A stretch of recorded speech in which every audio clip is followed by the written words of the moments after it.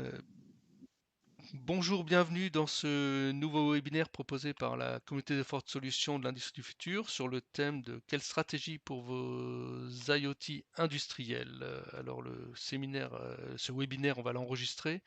Donc, si vous voulez pas apparaître, ne figurez pas dans les conversations ou les prises de parole. Voilà. Sinon, il n'y a pas de souci. Vous retrouverez le webinaire dont le replay sera disponible sur la plateforme du site des offres de solutions du site internet.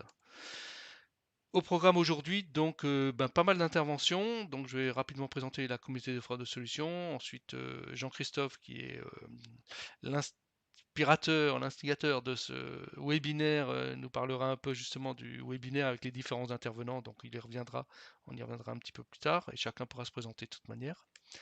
Voilà. En quelques mots, donc la communauté des offreurs de solutions, de quoi il s'agit? En fait, on, on a organisé cette communauté dans le cadre du plan Industrie du futur voulu par l'État et suivi et mis en place au niveau régional avec les régions et différents institutionnels. Il y a notamment l'Alliance Industrie du futur qui est un peu le bras armé de l'État finalement sur l'accompagnement de cette transformation des entreprises.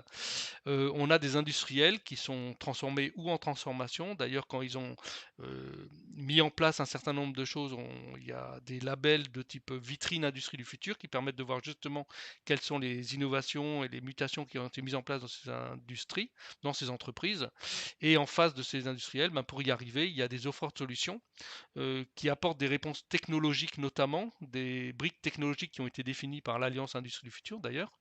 Et puis certains de ces software solutions, on a décidé de se réunir entre nous pour permettre aux industriels, d'aider les industriels à mieux comprendre les mutations en cours et d'être à leur écoute pour essayer de leur apporter des réponses appropriées à leurs besoins qui sont souvent des besoins spécifiques aux uns et aux autres. Voilà, on y reviendra un petit peu dans les exemples qui seront présentés par les intervenants notamment.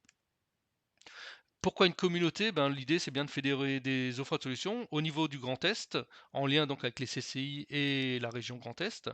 On fonctionne sous forme de communauté de pratique, c'est-à-dire que c'est sur la base d'offres de solutions qui sont là volontairement et qui décident de créer des actions ensemble, notamment d'organiser des rencontres pour co-construire des projets communs, sensibiliser à culturer les parties prenantes à l'industrie 4.0, exactement comme c'est le cas du webinaire en cours, co-développer des réponses multi-offreurs à apporter aux industriels, parce que souvent une problématique industrielle fait appel à plusieurs réponses technologiques, et du coup l'avantage d'avoir une communauté d'offreurs qui se connaissent et qui vont co-construire ensemble des réponses appropriées. Co-développer et promouvoir donc la communauté de praticiens forte de compétences et d'expertise connues et reconnues. Ça, c'est l'avantage de cette communauté. C'est vraiment des offreurs qui sont impliqués avec leurs expertises dans ces transformations industrielles. On a un site internet, offre-solution-industrie.com.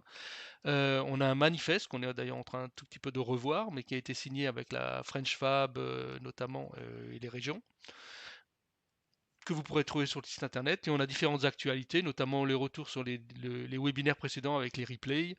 Un exemple, par exemple, Baral, qui était un industriel pour fabriquer des masses, et 3 offreurs qui sont associés pour apporter une réponse 4.0 spécifique à cette demande industrielle. On a donc les différents webinaires. Aujourd'hui, on est sur le second webinaire. Il y aura un prochain webinaire en septembre et encore un autre en octobre. J'y reviendrai tout à la fin. Voilà, et on a une page LinkedIn. N'hésitez pas à venir échanger et discuter avec nous sur ces questions-là. Voilà, je ne vais pas passer plus de temps sur la présentation des offreurs. Sans plus attendre, Jean-Christophe, je te propose de te laisser la parole pour parler du webinaire en question. Jean-Christophe. Eh bien, merci. Oui, merci Bernard. Donc, pareil, je vais surtout procéder à introduire un petit peu la thématique du jour, qui est quand même assez vaste, puisqu'on va parler de l'IoT et surtout de l'IoT industriel.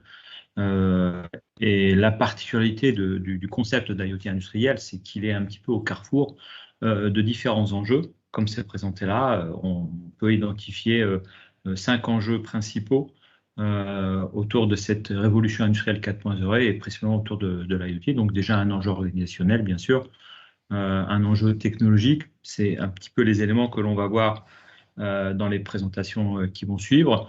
Sociétaux, bien sûr, en matière de prise en compte des connaissances de la donnée, environnemental en matière de gestion énergétique et de techno, et puis surtout, effectivement, sur la base de cette évolution Industrie 4.0, effectivement, des enjeux économiques nouveaux, avec l'apparition de nouveaux business models, une nouvelle manière de voir effectivement l'économie, de voir les échanges et de voir quelque part la rentabilité et le modèle économique. Donc c'est ça qui est intéressant, et l'IoT est au centre, au même titre que l'Industrie 4.0, effectivement un élément central de ces différents enjeux. Je peux passer à la suivante. Et justement, par rapport à ces différents enjeux, l'IoT met en évidence différentes problématiques. Alors bien sûr, il y a les problématiques techniques, hein, technologiques, d'architecture, de nouvelles technologies, d'équipement. Ça, je pense que tout le monde l'a bien perçu. Cette diversité, en tout cas cette problématique, nous amène aussi à parler de compétences.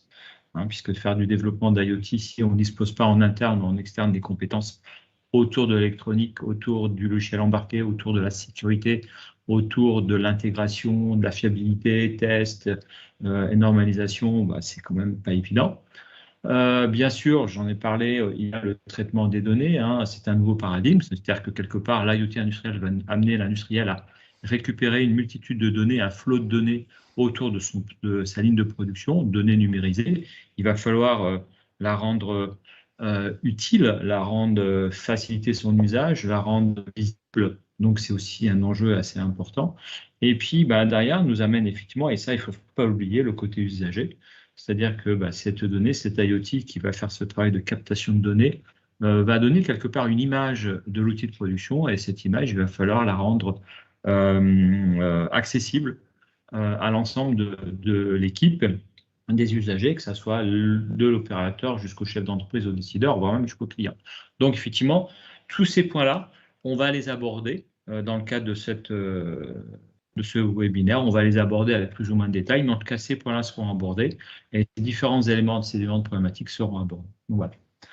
Donc, je te redonne la main. Voilà un petit peu la présentation, je te redonne. Et donc, du coup, je vous propose effectivement de faire le tour un peu de ce que tu viens de présenter. Donc, Sophie, tu es responsable des partenariats industriels à CEA Tech Grand Est, et donc tu vas aborder la partie du capteur à la donnée, créer de la valeur ajoutée grâce à la donnée. En quelques mots, peut-être le CEA Tech, si tu peux nous en dire quelques mots. Oui, bonjour à tous. Donc, Sophie Laurent, donc effectivement, je suis en charge des partenariats industriels. Donc, c'est un terme pour expliquer que je fais le lien entre les équipes des chercheurs du CEA et l'entreprise avec ces problématiques techniques, bien sûr, mais aussi économiques, concurrentielles, réglementaires et autres. Donc, CEA Tech, c'est une des 4 directions du CEA, le commissariat à l'énergie atomique et aux énergies alternatives. Et CEA Tech travaille sur un grand nombre de thématiques. Alors, bien sûr, toute la partie électronique, certains connaissent peut-être le LETI qui est à Grenoble principalement. Donc, on va pouvoir concevoir et intégrer différents types de capteurs dans de nombreux secteurs d'activité. On va travailler bien sûr sur tout l'aspect traitement de la donnée, d'où l'IoT. On va travailler sur la cybersécurité, sur tout ce qui est usine 4.0, donc avec la cobotique, la réalité virtuelle, la réalité augmentée, avec par exemple également le contrôle non destructif, et puis bien sûr, le CEA, c'est aussi l'énergie. Donc, le CEA Tech travaille sur les énergies renouvelables, tout ce qui est aussi hybridation de véhicules, électrification de véhicules, hydrogène qui est le gros sujet, et puis bien sûr, photovoltaïque et optimisation de sites industriels, optimisation énergétique, pardon. Et bien sûr, à la base, le matériau, puisqu'on travaille l'atome. Donc, CEA Tech a développé un nouvel institut, CEA Tech en région, d'où ma présence en Grand Est. Et tu es basé où en Grand Est, justement? Alors, je suis basée à Metz. Si on peut passer à la suivante. Donc à Metz, effectivement, CEA Tech a 2 sites, plus précisément, avec 2 plateformes. Donc le but des implantations régionales est d'accompagner au plus près, notamment les PME et les ETI, par l'effet de proximité, hein, bien sûr, ça a été une des volontés du gouvernement de pouvoir faire bénéficier les entreprises plus petites des compétences développées au CEA. Et donc, la plateforme Flore est sur le site de Stellantis à Trémery. Donc, elle est une vitrine usine du futur et permet aux entreprises de pouvoir essayer différents cobots, différents types d'AGV, d'essayer la réalité virtuelle, la réalité augmentée, de voir ce que ça peut donner pour eux dans leur usine. Et puis, vous avez également la plateforme MAP, Mécatronique pour l'amélioration des procédés et des produits, qui, elle, travaille sur l'IoT en environnement sévère et notamment en environnement industriel. Voilà. Donc, c'est en particulier celle-ci qui nous intéresse aujourd'hui. Vous avez deux petites photos, la photo de notre showroom et une photo de salle de je reviendrai après. Voilà. Donc, notre but, c'est vraiment de la recherche technologique, un organisme de recherche publique, pour combler le gap entre la recherche plus amont, un niveau de maturité de 3, par exemple, pour aller vers quelque chose pré-industriel qui concerne plus le monde réel des entreprises. Ouais, ok, on le voit bien dans le schéma. Voilà. Donc, quand je rencontre une entreprise, souvent les dirigeants ou les équipes techniques me disent je veux mettre des capteurs ou je veux faire de l'intelligence artificielle en temps réel avec du machine learning et des réseaux de neurones. Voilà, ils ont réuni souvent tous les mots magiques qui vont bien dans la même phrase parce que ce sont des mots qu'ils entendent et forcément, il faut être à la page, il faut le faire.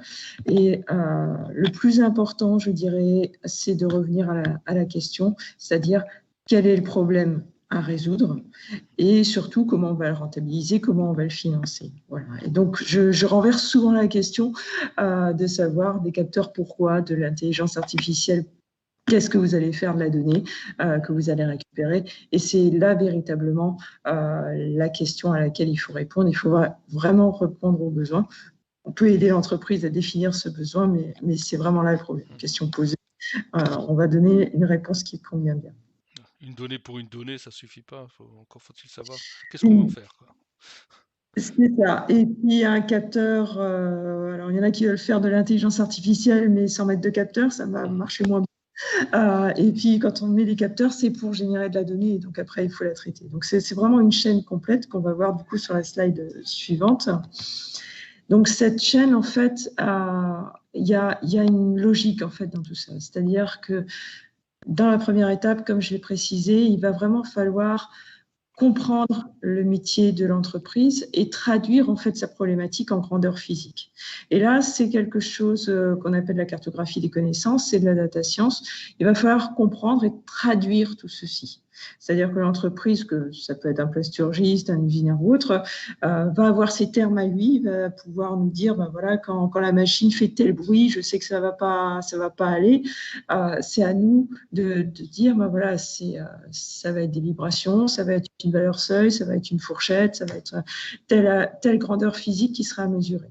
Et donc après, on va comprendre en fait toutes ces contraintes, mais on va les intégrer avec l'ensemble des contraintes de l'entreprise. Donc bien sûr l'usage, le métier, bien sûr le coût, on peut faire des choses fabuleuses, mais il faut que l'entreprise puisse aussi les financer, voire les revendre quand il s'agit d'un équipementier, par exemple.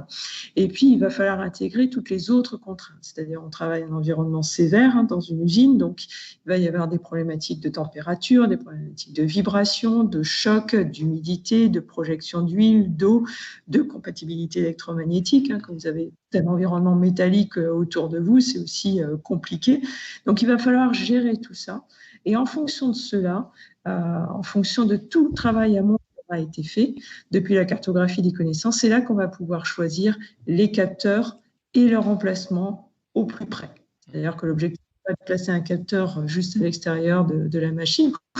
Parfois, ça peut fonctionner, mais parfois, quand il s'agit vraiment d'avoir une donnée vraiment précise, il faut l'installer au plus près. Et donc, on va définir ce capteur et il va falloir aussi déterminer tout l'environnement de ce capteur. C'est que ce capteur ne va communiquer que s'il est alimenté avec une batterie, avec différents moyens. On peut avoir des systèmes autonomes complétés avec des batteries, bien sûr, mais par exemple, pour une usine, il va falloir concevoir l'alimentation en fonction des cycles de maintenance, par exemple. On ne peut pas avoir un système IoT dont il va falloir changer la batterie tous les 15 jours. Ce sera incompatible avec la vie de l'entreprise. Et puis, il va falloir prévoir aussi les protocoles de communication pour savoir comment on communique avec l'automate, avec l'opérateur, voire avec le bureau, le dirigeant, pour qu'il ait l'information sur son smartphone, par exemple. Donc, savoir où on remonte l'information, qui va l'utiliser. Et bien sûr, pour résister à l'environnement, ce qui est important, c'est de packager les capteurs, et la contrainte de coût étant là, d'utiliser les capteurs du commerce, mais les packager de telle manière qu'ils puissent résister à l'environnement dans lequel ils sont. Bien sûr, après, on va rajouter une couche de cybersécurité où on va ne faire remonter que la donnée qui est vraiment utile, de faire remonter par exemple des alertes. On n'a pas forcément besoin de remonter toutes les informations, ce qui va permettre aussi de gagner sur la partie énergie. Et puis après, une fois qu'on a l'information qui remonte, c'est là qu'on va pouvoir faire de l'intelligence artificielle, du machine learning, système expert. Voilà, le système qui va bien pour traiter la donnée et surtout extraire la donnée utile. Et c'est cette donnée utile qui va pouvoir être revendue, par exemple, par un équipementier ou utilisée, par exemple, pour de la maintenance prédictive. Et il peut y avoir un interfaçage, ça peut être de l'aide à la décision ou ça peut être carrément réalimenter la machine pour corriger, par exemple, pour éviter des défauts qui peuvent apparaître. C'est clair. Alors, au niveau du business model, parce que finalement, c'est ça qui va driver en fait la mise en place d'un système IoT. Vous avez par exemple ici le business model d'un fabricant de machines, d'un équipementier, donc il va fabriquer des équipements standards, qui va avoir des clients, qui va leur vendre la machine en direct ou de manière indirecte, il va les vendre à des utilisateurs de machines. Donc voilà, c'est un business model très, très classique avec des fournisseurs, de la sous-traitance et puis à la fin de la vente de machines. Quand on va introduire de l'IoT, donc, on va, par exemple, pouvoir mettre en place une solution de maintenance prédictive. Cette maintenance va pouvoir permettre de ne changer les pièces, par exemple, que quand c'est vraiment nécessaire, donc de réduire le coût des pièces, réduire le nombre de pièces qui sont à changer, optimiser vraiment la durée de vie de la machine et optimiser en fait le temps d'utilisation de la machine. Il y aura moins d'arrêts. Donc, cette solution de maintenance prédictive va se traduire par, du coup, non plus une vente de machines, mais un service qu'on va offrir aux clients. Du coup, l'utilisateur de machines sera plutôt un utilisateur de services et non plus quelqu'un qui va simplement acheter de l'équipement. Et ça va changer en fait la relation entre ce client et l'équipementier, puisqu'on va être quelque part sur des revenus récurrents, puisque ça va souvent se traduire en termes de revenus. Flèche suivante. En fait, souvent par des abonnements et non plus par une vente à un moment T et peut-être 10 ans après. Donc, il va y avoir pour l'équipementier un récurrent, ce qui est intéressant, une fidélisation de son client et une relation fournisseur-client qui va être vraiment en continu et qui va permettre de lier vraiment les deux. Donc, en termes d'activité pour cet équipementier, il va y avoir toujours son activité de quelque part de conception de machine, mais ça va être aussi de la gestion de données et du suivi client qui va être vraiment sur mesure et en continu. Et donc, en termes de ressources, à ces caractéristiques habituelles, on va rajouter de la data science et donc des licences et des brevets. Donc, bien sûr, ça va créer des charges supplémentaires. Il va y avoir des emplois de data scientist, des brevets, des licences. Il va y avoir éventuellement de nouveaux partenaires, puisque ce système d'IoT peut être externalisé, par exemple. On peut le sous-traiter à une entreprise, il va falloir faire de la gestion de données. Donc ça, c'est des compétences qui n'étaient pas au départ en entreprise, qu'il va falloir soit rajouter en interne, soit externaliser. Mais du coup, ça va complètement changer cette vision de l'entreprise grâce à l'introduction de l'IoT. Donc, voilà un petit peu comment on peut on peut intégrer cet IoT et changer vraiment toute la valeur en fait pour une entreprise classique. Alors, c'est vrai qu'une entreprise, souvent, elle a un projet qu'elle souhaite faire, qu'elle souhaite réaliser. Et donc là, quand elle vient nous voir, on est sur la bulle violette, c'est-à-dire, j'ai mon projet, est-ce qu'il est réalisable? Oui, non. On va faire une preuve de concept, un POC, et on va réfléchir au modèle économique, comme on vient de le voir. Et puis ensuite, en fonction du résultat du POC, on va passer à l'étape suivante, qui est la fiabilisation et la robustesse. Et souvent, il y a des entreprises qui viennent vers nous en nous disant, voilà, je sais qu'il faut faire quelque chose, j'ai la concurrence qui est présente, je sais qu'il faut que j'innove, je ne sais pas comment. Et c'est vrai qu'au niveau du CEA, on voit beaucoup de secteurs différents, et donc l'avantage, c'est de pouvoir bénéficier de toute cette expérience de nos chercheurs sur plein de domaines différents, de l'agriculture à la santé, en passant par l'usinage, la plasturgie, l'aéronautique, l'automobile, plein de secteurs différents. Et donc, on va mettre tout ça en commun dans la salle de créativité dont vous aviez la photo un petit peu avant. Et puis, on va s'enfermer dans une salle et réfléchir avec un processus de créativité, de design thinking, pour élaborer une roadmap pour l'entreprise et à partir de là, pouvoir décliner un projet de recherche.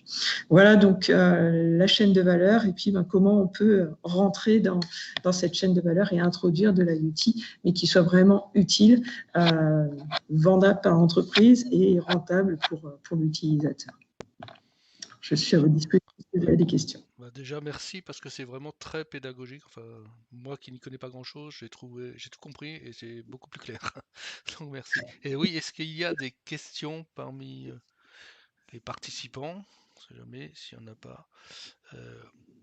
Je vous propose d'enchaîner. En tout cas, c'était très clair. Donc, je pense que voilà, on le verra quand le replay sera en ligne, s'il y aura des commentaires complémentaires.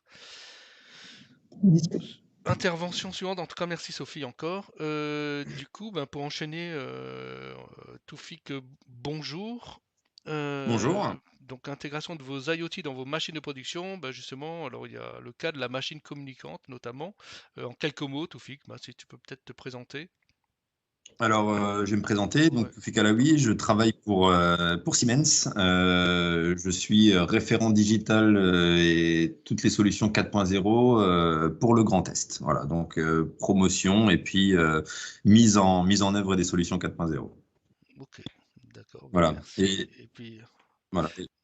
Et le principe de la présentation d'aujourd'hui, c'est de comprendre un petit peu l'intérêt de l'IoT dans les machines. Donc aujourd'hui, pourquoi mettre de l'IoT dans les machines? Tout simplement parce qu'il y a un grand intérêt. Aujourd'hui, sur les machines, on produit de la donnée qui peut être utile dans des cycles de conception, d'amélioration de production. Et tout ça, en fait, on a ces données-là qui circulent, mais on les utilise que très peu, alors qu'elles peuvent être très utiles au cycle de production.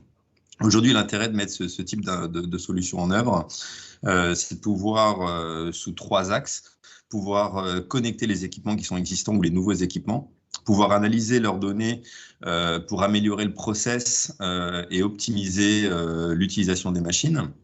Et puis derrière, pouvoir déployer des algorithmes on va dire intelligents, entre guillemets, qui vont permettre justement d'optimiser ça et d'avoir une production qui soit un petit peu plus optimale et une utilisation des machines rentabilité qui soit plus grande. Alors aujourd'hui, sur ce type de solution-là, on va trouver 3 grandes familles de solutions. Ce qu'on va appeler les solutions Edge, qui sont des solutions locales, qui vont permettre de collecter de la donnée en local, de pouvoir la traiter, la visualiser et pouvoir tout simplement optimiser le flux directement en local sans connexion extérieure. On a les solutions cloud qui vont permettre, elles, de pouvoir remonter vers un cloud, de faire du traitement sur des installations multisites, par exemple, pour comparer 2 sites distants, pour pouvoir remonter les données sur un cluster, par exemple, d'analyse de données qui va être déporté. Et enfin, on va avoir des solutions qui vont être hybrides, où on va pouvoir à la fois avoir une solution Edge en local, mais on va pouvoir également connecter ça vers le cloud. Et c'est notamment les solutions, ce qu'on appelle nous Edge Factory Box, qui sont des solutions hybrides. Okay. On va pouvoir changer de slide. Voilà. Alors aujourd'hui, comment ça fonctionne? Tout simplement, on va avoir sur une installation qui va être tout à fait commune à toutes les installations, différents ateliers ou différentes usines sur lesquelles on va avoir des machines qui vont être connectées ou pas. Le principe, en fait, c'est de pouvoir récupérer les données de ces différentes machines-là. D'habitude, on les remonte directement vers un SCADA, vers une solution MES, ERP pour faire de l'envoi d'ordre de fabrication, par exemple, ou du suivi de données. La partie SCADA va permettre de remonter normalement les données qui vont être visualisées pour le traitement de la donnée, la visualisation en tout cas. La solution Edge vient se caler directement au milieu. Donc la solution Edge, elle va récupérer les données sur les différentes machines. Et cette Edge, en fait, compte en interne un système d'exploitation et des applications propres qui vont permettre justement d'analyser ces données-là. On va prendre le cas de tout ce qui va être TRS, de tout ce qui va être suivi de production avec les pièces bonnes, les rebuts, ainsi de suite. Pouvoir avoir une analyse un petit peu plus poussée, en fait, en évitant tout ce qui va être traitement via des fichiers Excel, via des documents papier sur lesquels on va mettre des ordres de maintenance, etc. Tout ça va être fait de manière complètement numérique, avec une sauvegarde qui va être faite en local sur la Edge, pardon. Des données vont pouvoir être stockées un petit peu plus haut dans une base de données SQL, par exemple, ou directement envoyées vers le RP. Et puis derrière, on va pouvoir également remonter ça, comme on le voit en haut, sur la partie cloud, en fait, pour faire du stockage grande capacité, par exemple, ou du traitement complémentaire.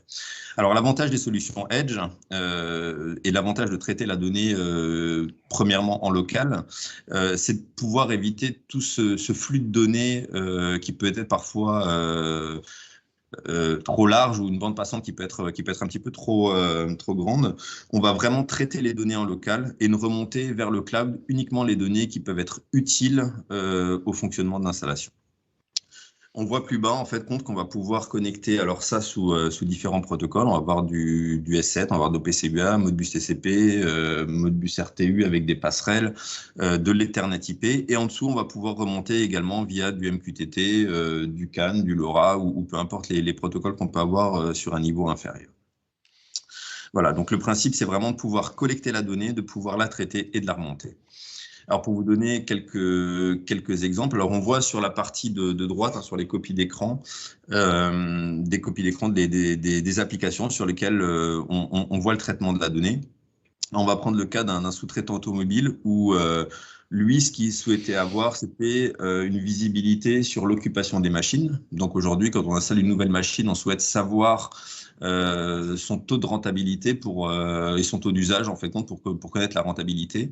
C'est ce que ce client-là souhaitait faire. Donc pour ça, on a mis la Edge Factory Box qui nous a permis justement de venir collecter les données, d'avoir un suivi TRS de la machine pour savoir combien de temps elle était réellement utilisée sur site. Et pour ça, en fait, la Edge Factory Box était le produit qui répondait le mieux à ce besoin-là. En termes de budget, on voit un petit peu la durée de mise en service, le budget que ça a pris. Et sur la partie de droite, le client, en fait, a vu une amélioration et surtout, il a pu, dans un sens, récupérer ces données-là et voir que ces machines étaient moins disponibles qu'il ne le pensait et forcément, il a pu améliorer, en partant de ce principe-là, la disponibilité de ces machines. Deuxième exemple, si on peut, ouais. Deuxième exemple, la partie cloud. Donc, on parlait tout à l'heure de solutions hybrides qui étaient la Edge Factory Box. Là, on va parler de solutions cloud sur laquelle aujourd'hui un client souhaitait de la supervision de machines en temps réel, distante, puisque les machines étaient placées sur différents sites. Le principe, c'était de pouvoir connecter toutes ces machines avec des petits boîtiers qu'on appelle l'IoT 2040, qui collecte de la donnée et qui remonte ça directement vers le cloud. Donc là, l'analyse, au lieu d'être faite en local, a été faite directement en déporté, ce qui a permis justement de faire de la connexion multisite, de pouvoir comparer les machines entre elles, de pouvoir comparer surtout leur temps d'utilisation et leur temps d'occupation. Et là, ça a permis justement d'avoir une supervision plus globale des différents sites et pouvoir avoir une vue plus globale sur l'utilisation de ces machines. Et les coûts, du coup, donc là, on est un peu plus, mais d'après accompagnement Siemens. Ok. T'avais un autre, voilà. Du coup, ben merci. Est-ce que vous avez des questions par rapport à ce que vient de nous présenter Toufik sur notamment les deux exemples qu'il a pris? Je regarde un peu. Non, ou alors il y en aura peut-être après, suite à la présentation, peut-être. En tout cas, merci Toufik. Du coup, Régis Vernet de The Weave, tu vas nous parler donc du cas de la machine du coup non communicante. En quelques mots, si tu peux nous te présenter The Weave en quelques mots peut-être. Bonjour à tous. Donc je suis Régis Vernet, je suis le responsable des projets IoT à The Weave. Alors, qui est The Weave? Nous sommes une entreprise basée à Nancy et nous éditons un logiciel qui s'appelle le What is What. Le but du What is What est de fournir une solution intégrée d'aide à la décision et au pilotage en général, on va dire, de lignes de production ou autres. Et comment est-ce qu'on arrive à ce résultat? Eh bien, en fait, on collecte des données alors qu'elles viennent d'humains, de logiciels tiers, de fichiers CSV, Excel, ou justement pour ce qui nous intéresse aujourd'hui, de capteurs. Que ces capteurs soient des capteurs individuels, donc ce qu'on appelle de l'IoT, des capteurs IoT simples, ou alors d'automates et autres. Donc, on peut passer à la suite, s'il te plaît. Ce que je vais vous présenter aujourd'hui, c'est un cas un peu particulier, celui du cas de la machine qui, elle, ne communique pas, ou qui éventuellement a les capacités de communication, mais qui sont non inconnues, en fait, ou non spécifiées. Donc, dans ce cas-là, il faut... alors, déjà, il faut éventuellement savoir s'il y a besoin, s'il y a un intérêt à rendre cette machine communicante, bien sûr. Et à partir de là, eh bien, trouver la solution pour collecter les données utiles de cette machine et les renvoyer vers le système d'analyse de données. Ce genre de projet donc, se fait toujours en 3 étapes. La première, qui a déjà été évoquée par mes collègues, qui est l'identification des données utiles et disponible, bien sûr, ce genre de machine. La raison est simple, c'est qu'il faut vraiment évaluer les gains que pourront apporter le fait d'interfacer cette machine au système de données. Donc pour ça, vous allez avoir besoin de compétences particulières. Déjà un expert métier qui sait quelles données seraient intéressantes à extraire de cette machine, et un expert de la machine qui pourra dire si éventuellement c'est faisable ou pas. À partir de là, vous devez passer à une étude de faisabilité qui est comment extraire ces données, quels sont les besoins matériels en communication et autres. Donc pour ça, vous allez avoir besoin d'un expert IoT. Et la dernière étape est bien sûr la mise en place et la validation du système. Donc on va se concentrer maintenant sur cette partie de mise en place qui est toujours basée sur elle aussi 3 parties. Donc la partie mesure, où là il faut éventuellement instrumenter la machine, rajouter les capacités de mesure. Alors parfois elle les a déjà intégrées, hein, c'est possible. On peut même déjà parfois les obtenir à partir d'un automate intégré ou d'un système de communication qui n'était pas forcément connu au départ. Ou alors il faut rajouter du matériel pour pouvoir effectuer ces mesures, alors, en fonction des besoins. Hein. Est-ce que c'est de la mesure de température? Est-ce que c'est un compteur de pièces produites? Est-ce que c'est juste, oui, on va récupérer le signal qui dit que la machine est en production, le signal qui dit que la machine ne produit pas, etc. etc. Il y a aussi moyen dans ce cas de figure de rajouter des sorties pour rajouter des fonctionnalités comme des alertes, qui n'existait pas forcément sur la machine, qu'on peut rajouter en même temps de la mise en place de la communication. La deuxième partie, c'est l'acquisition de ces données. Donc, cette partie est quasiment la plus importante puisque ça concerne déjà la captation et mesure, mais aussi la bufferisation et éventuellement, ce que Toufik a déjà présenté, c'est la partie Edge Computing dans laquelle on va éventuellement faire du pré-traitement et ce qu'on pourrait dire de l'écrémage de données, c'est-à-dire de réduire la quantité de données qu'on va envoyer vers l'extérieur.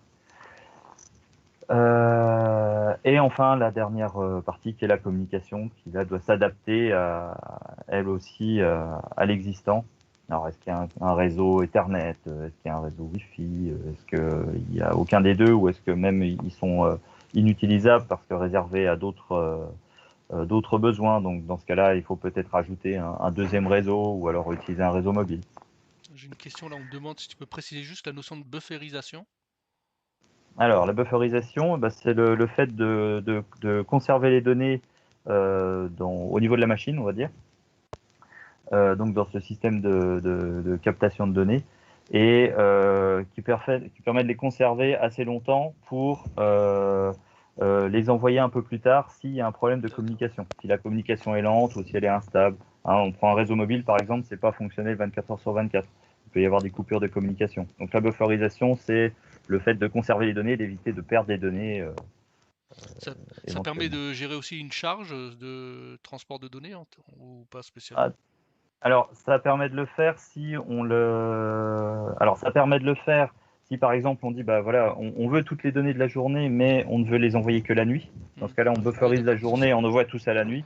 Okay. Ou ça permet aussi de le faire si on rajoute du edge computing pour faire du pré-traitement et réduire la quantité de données utiles. Par exemple, au lieu on fait une captation à la seconde, mais on ne veut envoyer que la moyenne à la minute, par exemple, ou à l'heure.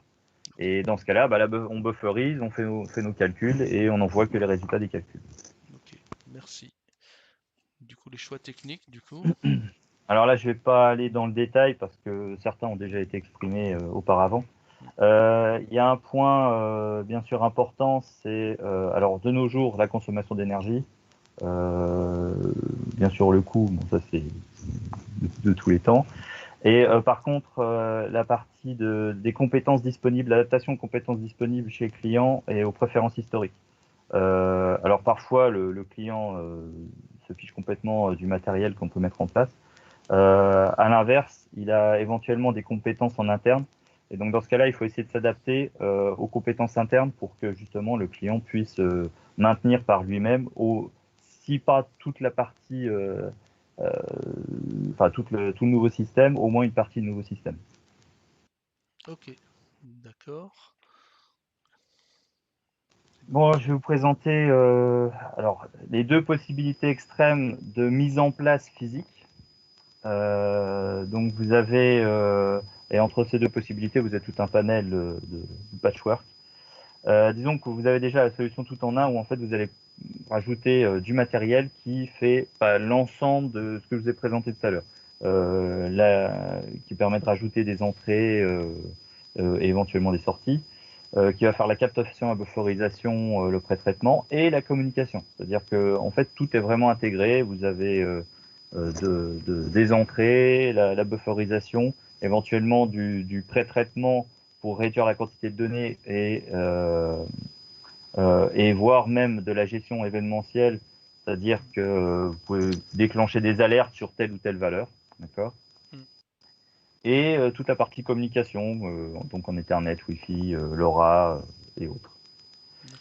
La solution modulaire, ce serait plutôt, vous séparez en fait chacun des modules en trois matériels, trois éléments matériels distincts.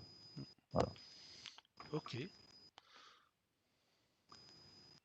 Tu nous montres un cas concret du coup sur la surveillance traitement des eaux. Voilà, c'est ça. Donc là, on va résumer un peu le cahier des charges. Donc déjà, le cahier des charges, c'était, il fallait s'adapter aux compétences du client. Ce que je venais dessus. Sachant que les compétences du client étaient à la fois des compétences internes et des compétences en sous-traitance qui, elle, était plutôt orientée Siemens. Les points particuliers, c'est qu'il n'y avait absolument aucun réseau et qu'il y avait l'impossibilité d'en installer un. Par contre, il fallait garder des coûts réduits et le client voulait surtout une visualisation de la gestion d'événements, mais n'avait pas de volonté de faire du contrôle à distance. Donc, on a choisi une solution adaptée aux besoins du client, c'est-à-dire qu'on s'est basé plutôt sur du Siemens. On a mis un automate Siemens et un boîtier IoT 2040.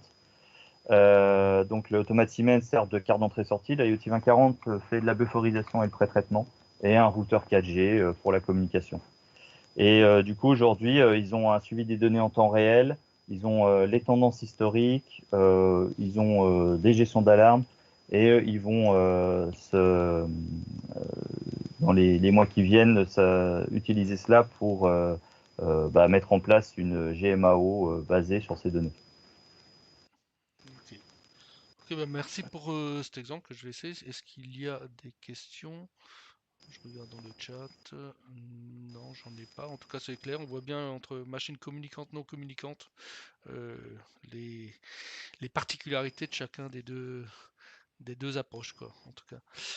Je vous propose de continuer du coup avec Étienne Barrier, qui est un autre offreur de Calliope, offreur de solutions, du Grand Est également, sur l'intégration d'un objet connecté dans votre infrastructure réseau. Étienne, je te laisse la parole si tu veux un petit peu présenter Calliope. Voilà. Oui, merci Bernard. Alors effectivement, mon intervention prendra vraiment la suite très logique de celle de Toufik et Régis.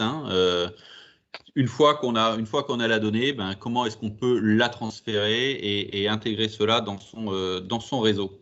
Alors en quelques mots, qui est Calliope? Calliope, c'est un spécialiste de la mise à disposition de données industrielles.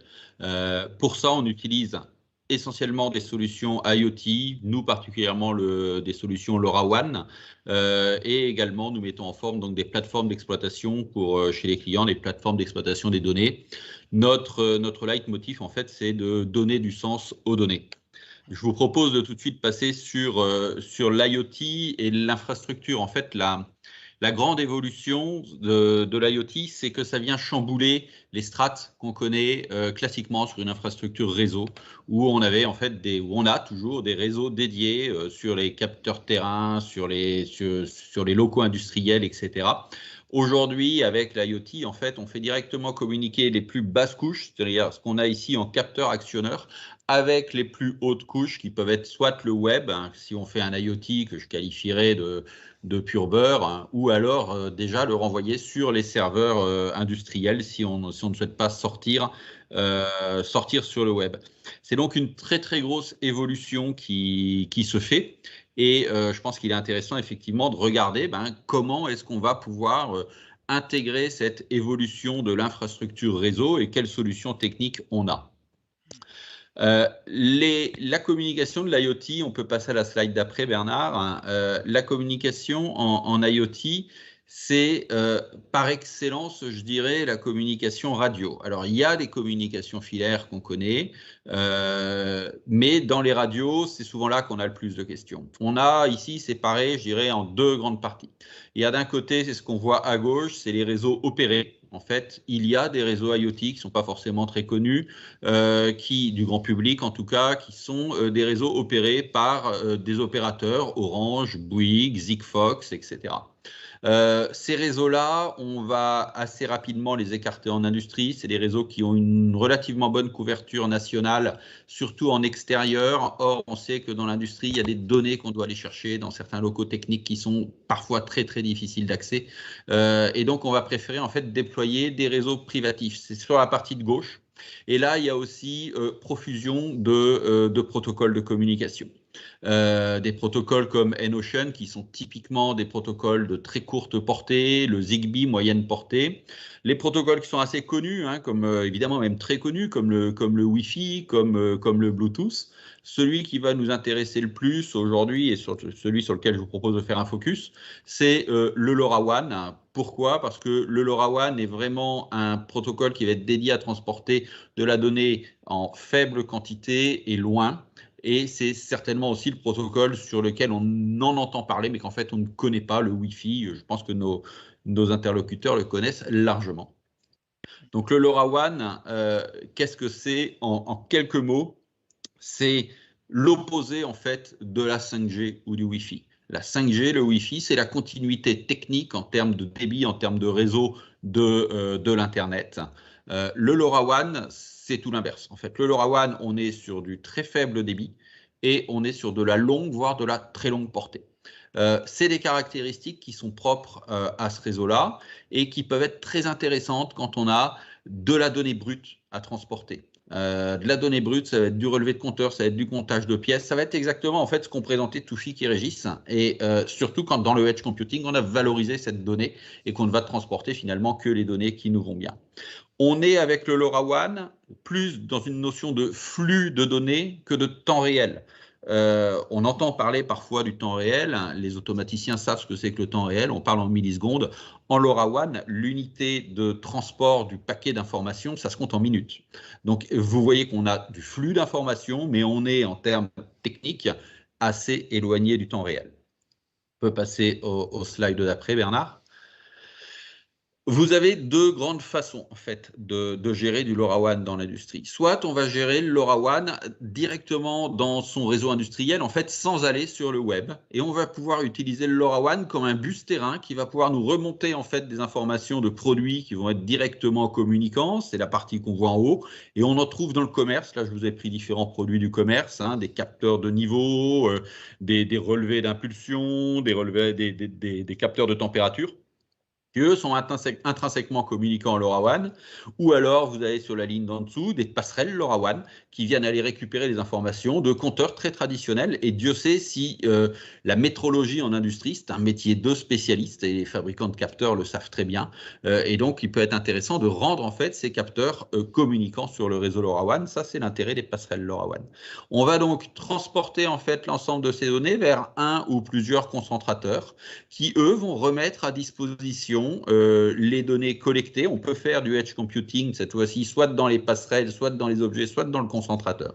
Et on va remettre ces données à disposition d'un applicatif dédié directement sur l'Ethernet de l'entreprise, d'un réseau d'automates ou d'informatique avec du Modbus TCP/IP par exemple, ou avec de l'OPC-UA, et là, ou avec aussi des API qui peuvent être mises en place pour aller communiquer. Donc l'API, c'est une passerelle de communication entre deux systèmes informatiques pour aller communiquer ces informations-là. Donc ça, c'est, je dirais, la chose la moins ouverte sur le web. On parlera encore d'IoT, même si on ne va pas sur Internet, mais ça va nous faire un bus terrain qui va directement communiquer avec les serveurs. L'autre possibilité, c'est d'utiliser l'IoT pour ce qu'il a de plus complet, à savoir l'utilisation du web.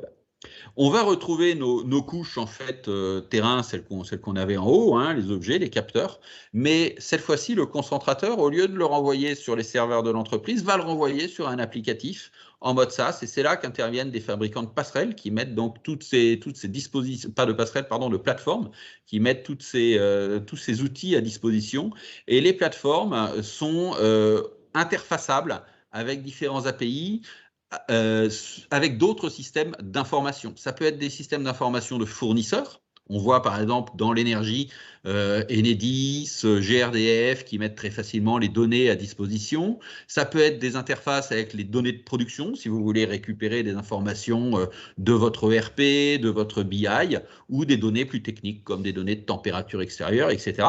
Et enfin, on le voit en bas, on en a assez peu parlé aujourd'hui, mais je crois que c'est un élément qui est fondamental dans l'industrie 4.0, c'est le système OPC-UA.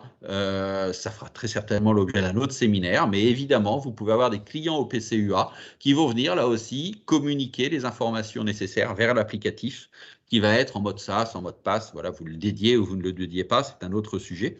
Et derrière, on va pouvoir exploiter la donnée complètement. Juste, si tu peux préciser en quelques mots, un client OPC-UA, du coup, à défaut alors, tout de suite ce futur séminaire. Ouais, l'OPC-UA, c'est une banque de données en fait standardisée dans l'industrie, où on va pouvoir retrouver l'ensemble des données qui vont venir d'automates, qui vont venir d'ERP, et sur lesquelles on va en fait standardiser leur mise à disposition des données. Donc, on va faciliter le transfert de données avec un protocole commun. donc qui a été initié à l'origine par de l'OPC DA et qui est une évolution en fait de l'OPC DA vers UA, UA étant Unified Architecture. Ok, ben, merci de la précision. Je t'en prie. Alors, le LoRaWAN, est-ce que c'est plug and play? Ça, c'est une grande question. C'est souvent ce qu'on nous dit. Ouais, le LoRaWAN, c'est facile, on va y aller. En fait, c'est plug and play quand on est formé et quand on a quand même des compétences. Il y a des vraies questions sur le choix des équipements, sur l'installation, sur la mise en place du réseau. Bref, si on veut que ça se passe bien, soit il y a des compétences en interne, ce qu'a évoqué Régis, hein, sur cette notion de compétence et de volonté de maîtrise chez le client, soit on se fait accompagner par des professionnels. Vous voyez en haut l'exemple d'une trame LoRaWAN pour de la mesure de courant avec des boucles Rogowski. Voilà, c'est pas tout de suite hyper intuitif, donc c'est quand même bien, je crois, de se faire accompagner par des spécialistes, même si, reconnaissons-le, et c'est une des grands intérêts de l'Internet de l'objet, c'est que ça fait quand même diminuer le niveau d'expertise nécessaire chez le client pour pouvoir utiliser toutes ces datas-là. Je propose de conclure avec un résumé dans les grandes lignes de ce qu'est le LoRaWAN. Globalement, il faut le voir comme un complément au réseau existant. On vient compléter des réseaux Ethernet et même dans des usines qui sont déjà très fortement en Ethernet. C'est du faible débit, longue distance, de l'information qui est poussée en flux. On peut aller ou ne pas aller sur le web avec du LoRaWAN.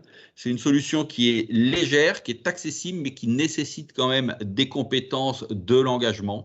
Et globalement, ça rend possible des projets en termes de coûts, en termes de ressources, qui ne l'étaient pas avant que ces protocoles et avant que, grosso modo, l'industrie 4.0 n'arrive.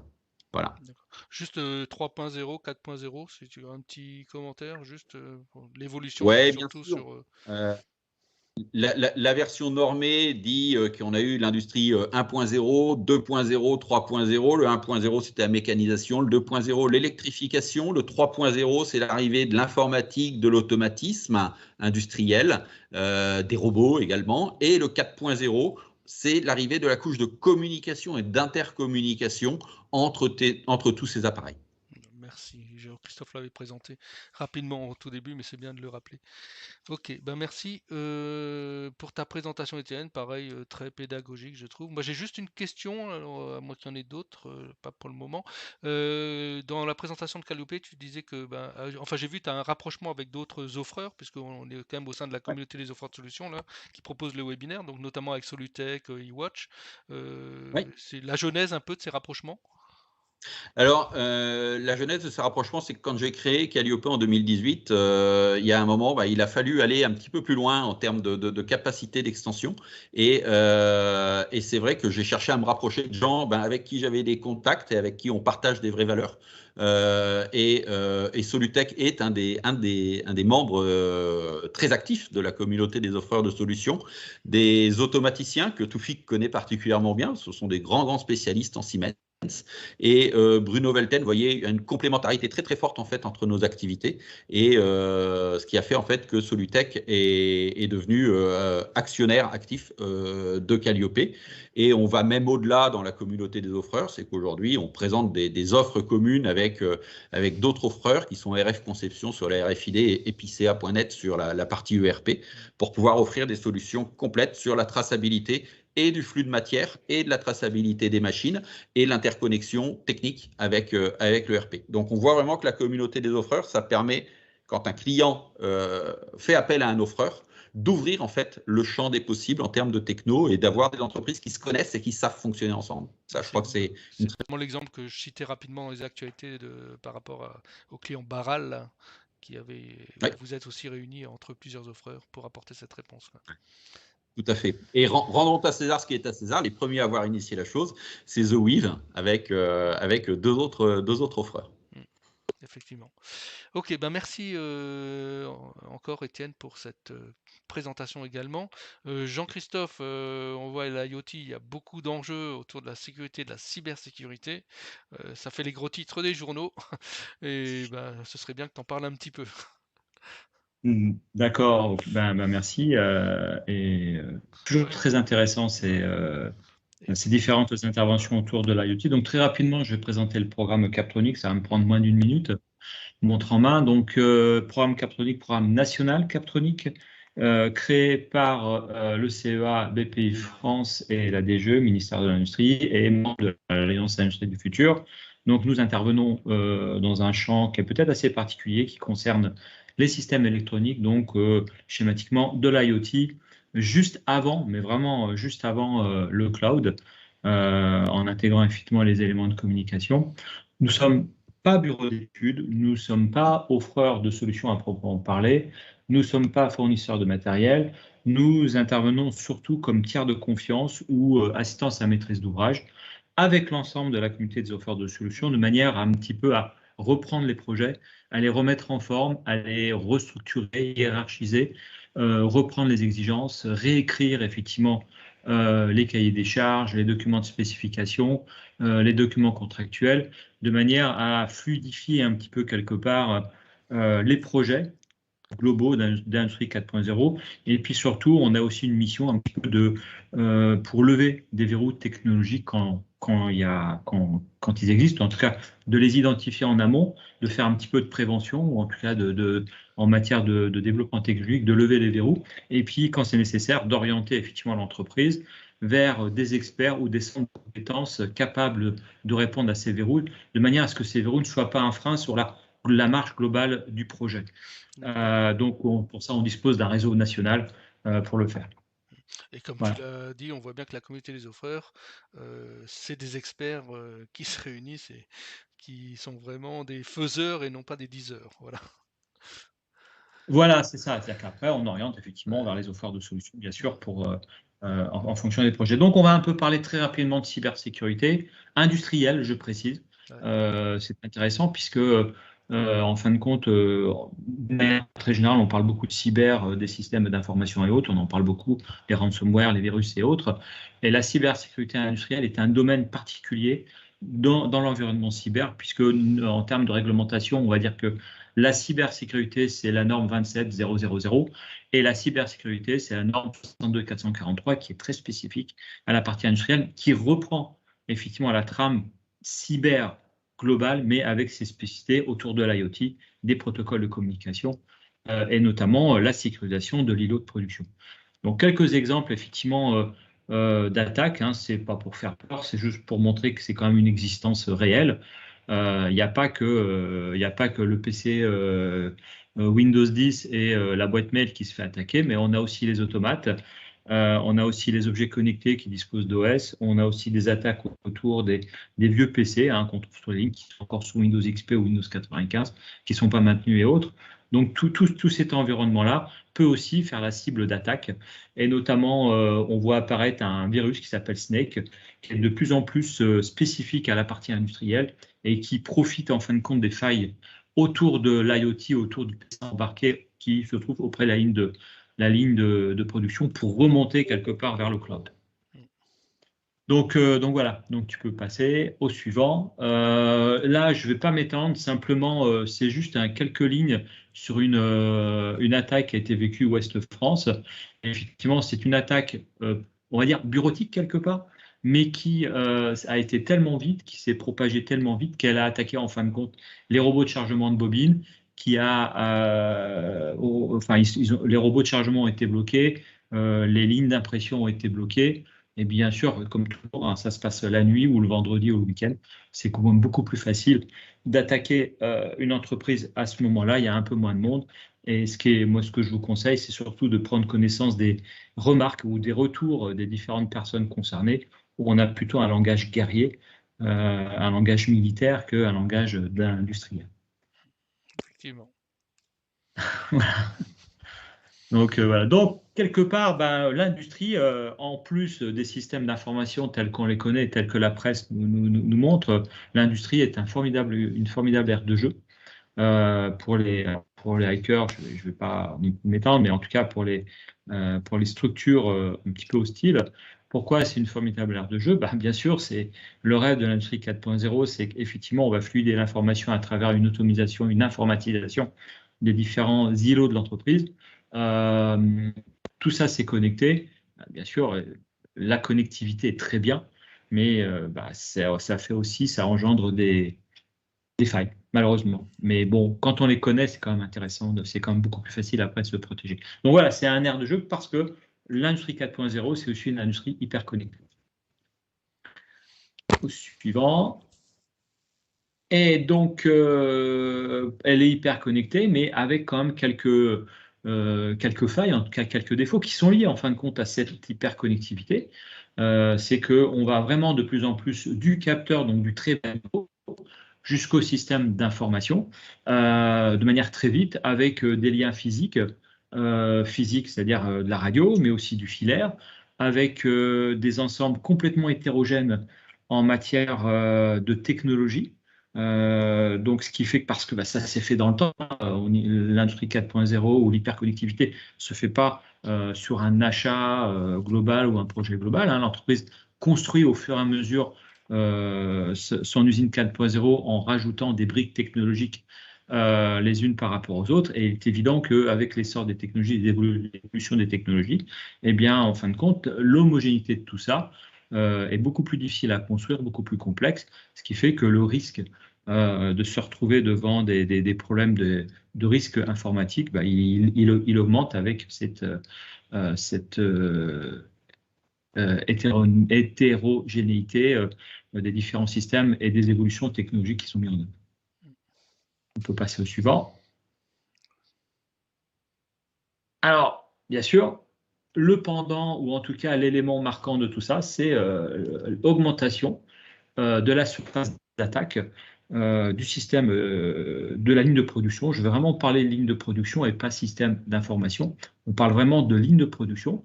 C'est-à-dire que on a l'entreprise, on va construire son usine 4.0 en intégrant au fur et à mesure différents systèmes. On va mettre du Windows 10 quelque part, on va mettre du Linux ailleurs, on va mettre un capteur connecté intelligent quelque part, on va mettre un automate ailleurs. On va au fur et à mesure connecter ces différents éléments, soit sur du filaire, et puis petit à petit, on va passer sur du radio avec différents protocoles. On va avoir peut-être du Bluetooth quelque part, on va avoir du Wi-Fi ailleurs, on va mettre du Zigbee ailleurs, en fonction effectivement des technologies qui existent. Et à partir de là, bien sûr, on rend le système, on va dire, beaucoup plus complexe à gérer, bien sûr, pour les personnes qui doivent gérer ça, mais avec des failles de plus en plus importantes, avec des problèmes de pare-feu qui ne sont pas configurés, des ports USB qui peuvent être ouverts là qui ne devraient pas, des connexions VPN qui ne sont pas forcément maintenues. La maintenance, évidemment, est un point important.